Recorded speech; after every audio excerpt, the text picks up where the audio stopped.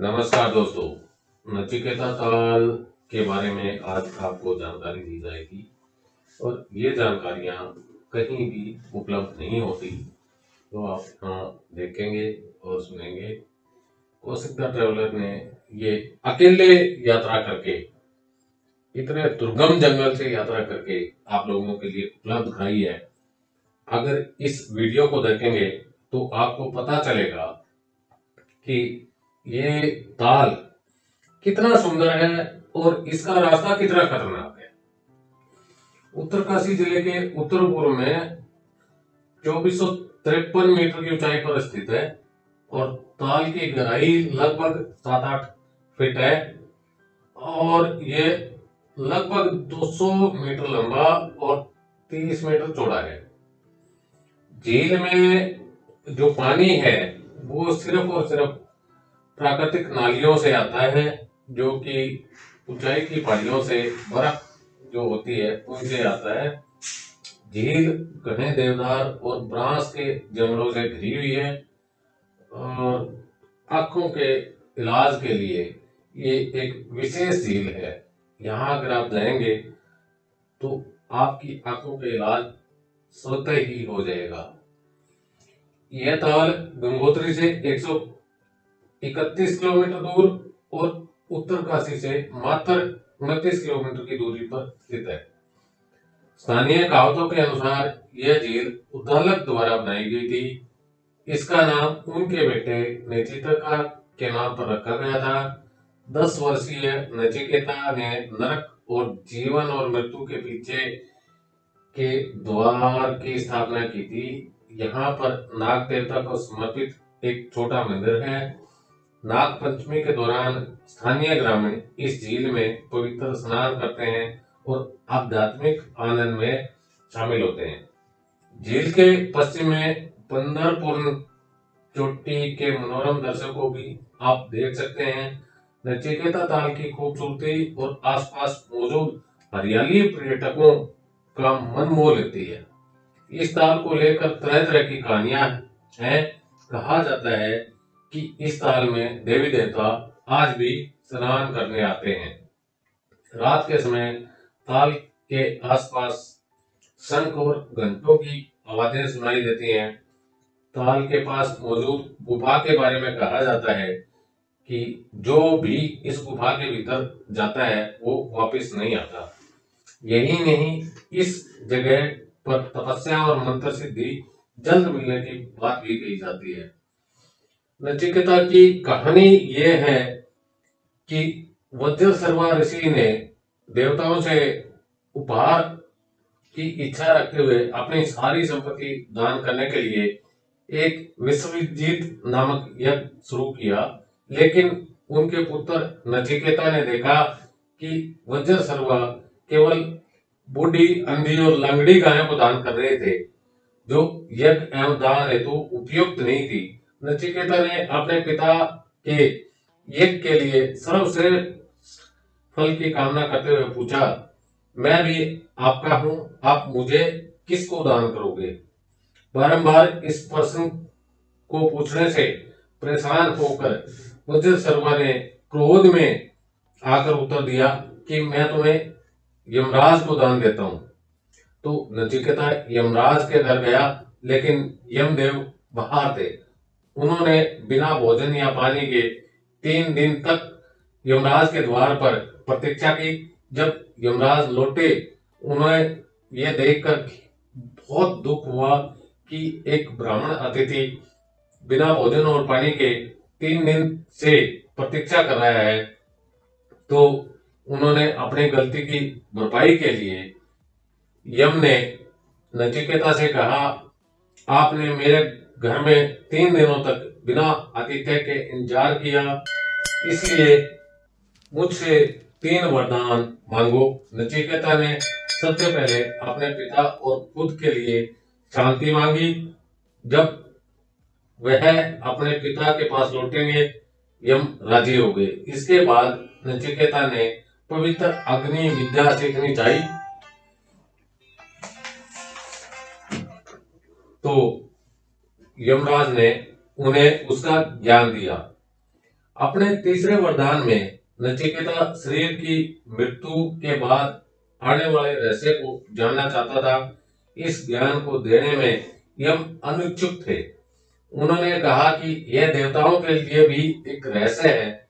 उन्होंने नचिकेता से कुछ और वरदान मांगने को कहा और कई भौतिक लाभ की पेशकश की। यम ने यद्यपि उसे अनेक प्रलोभन दिए, किंतु नचिकेता अपने लक्ष्य पर अटल रहा। लेकिन नचिकेता ने उत्तर दिया कि भौतिक चीजें केवल अल्पकालिक ही रहेंगी और अमरता प्रदान नहीं करेंगी, तो कोई अन्य वरदान नहीं चाहिए। यम गुप्त रूप से इस शिष्य से प्रसन्न हुए और उन्होंने नचिकेता को आत्म रहस्य का ज्ञान दिया। सत्य सब की प्रकृति के बारे में विस्तार से बताया, जो शरीर की मृत्यु के बाद भी बनी रहती है। बोध की कुंजी यह है कि यह आत्मा ब्रह्म, सर्वोच्च आत्मा, ब्रह्मांड में जीवन शक्ति से अभिवाद्य। यम की व्याख्या हिंदू तत्व मीमांसा की एक संक्षिप्त व्याख्या है और इसके बारे में आपको इस तरह बताया जाता है। ओम ह्रीं ब्रह्म, ओम आत्मा प्रतीक, ओम आत्मा सर्वव्यापी ब्रह्म के समान, सबसे छोटे से छोटा और सबसे बड़े से बड़ा आत्मा निराकार और सर्वव्यापी है। बुद्धिमान का लक्ष्य इस आत्मा को जानता है। दोस्तों, इस वीडियो को देखते रहिए और आपको ऐसी जानकारी मिलेगी कि आपको कहीं नहीं ऐसा महसूस होगा कि ये जानकारी और कहीं आपको मिलेंगी।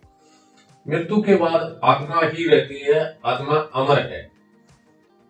केवल शास्त्रों को पढ़ने या बौद्धिक शिक्षा से आत्मा का एहसास नहीं हो सकता। आत्मा को शरीर से अलग समझना चाहिए, जो इच्छा का स्थान है। ब्रह्म की अनुभूति न कर पाने का परिणाम यह होता है कि मनुष्य पुनर्जन्म के चक्कर में फंस जाता है। स्वयं को समझने की मोक्ष की प्राप्ति होती है। दोस्तों, जो कुछ मुझे वहां से ज्ञान मिला या गूगल पर आधारित था, मैंने आपको उपलब्ध कराया और मानता हूं दोस्तों, ये वीडियो आपने यहाँ तक देखा, उसके लिए आपका धन्यवाद। इस वीडियो को लाइक करें, चैनल को सब्सक्राइब करें। आपका बहुत बहुत धन्यवाद। Thank you. मैं आपको यह भी बता दूं कि यहाँ अगर आपने पहुंचना है, अगर आप हवाई मार्ग से आ रहे हैं, तो निकटतम हवाई अड्डा देहरादून का पड़ता है, जो कि जौली ग्रांट है, और वहाँ से नचिकेता ताल की दूरी 186 किलोमीटर दूर है। निकटतम रेलवे स्टेशन देहरादून है, जो 159 किलोमीटर दूर पड़ता है नचिकेता ताल से।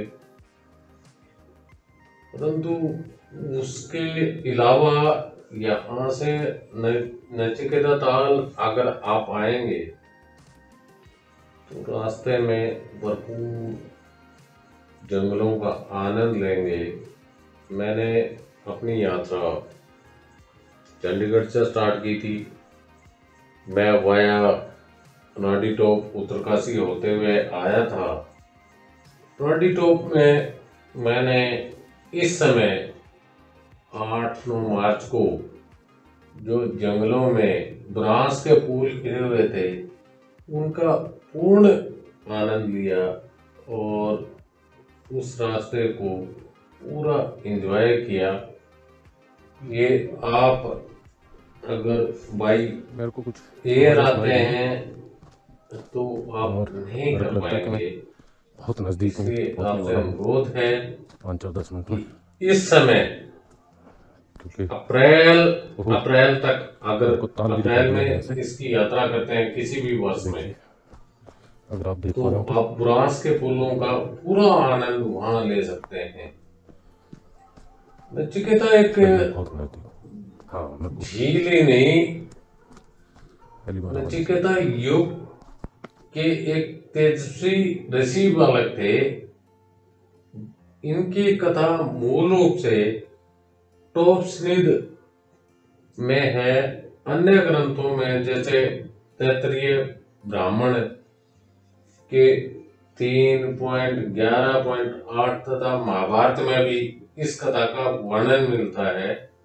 उन्होंने भौतिक वस्तुओं का परित्याग किया है तथा यम से आत्मा और ब्रह्म विषय पर ज्ञान प्राप्त किया है।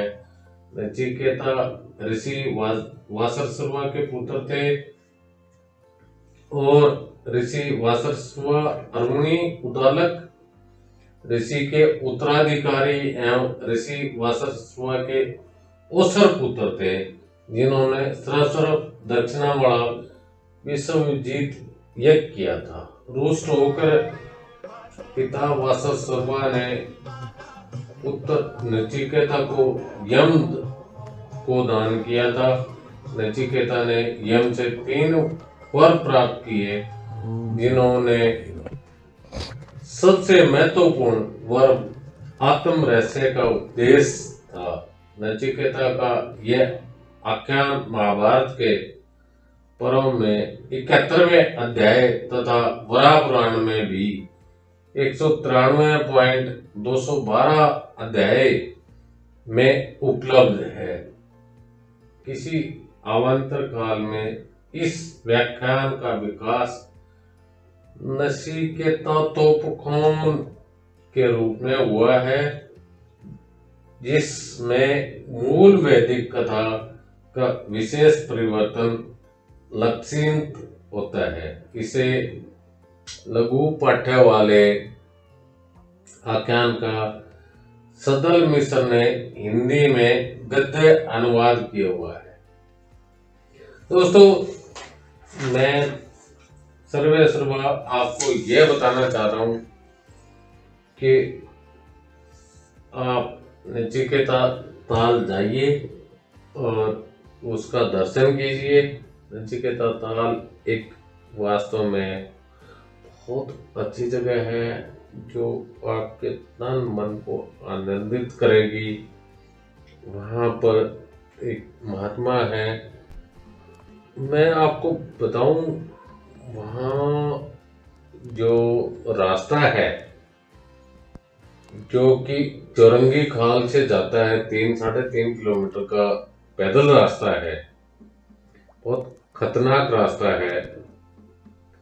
उसमें जंगली जानवर हैं, उसमें काले भालू और चीते उसमें जो है वो पाए जाते हैं। मैंने वो यात्रा अकेले की थी। जी सौभाग्य या दुर्भाग्य से मेरे साथ कोई नहीं था। मैंने वो यात्रा अकेले की थी, आते हुए भी और जाते हुए भी। परंतु मेरे को ऐसा कोई जितने भी देवी दुस्साहस या किसी जानवर ने नहीं किया।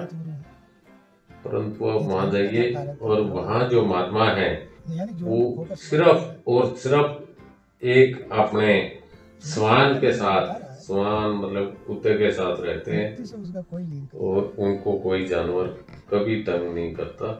ये नचिकेता कटौती से मिलकर परंतु आपसे अनुरोध है कि आप इस यात्रा को एक बार अवश्य करिए, जाइए और आपको जीवन की एक अनुभूति का आनंद होगा कि हम कहाँ हैं और परमात्मा का।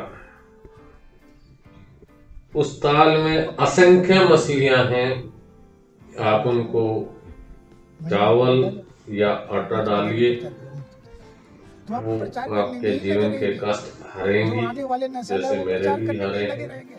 वो काम नहीं करेंगे जो और करना चाहिए। उस जीवन का आनंद लीजिए। धन्यवाद दोस्तों जो आपने वीडियो को यहाँ तक देखा, और आपसे अनुरोध है कि चैनल को सब्सक्राइब करें, वीडियो को लाइक करें।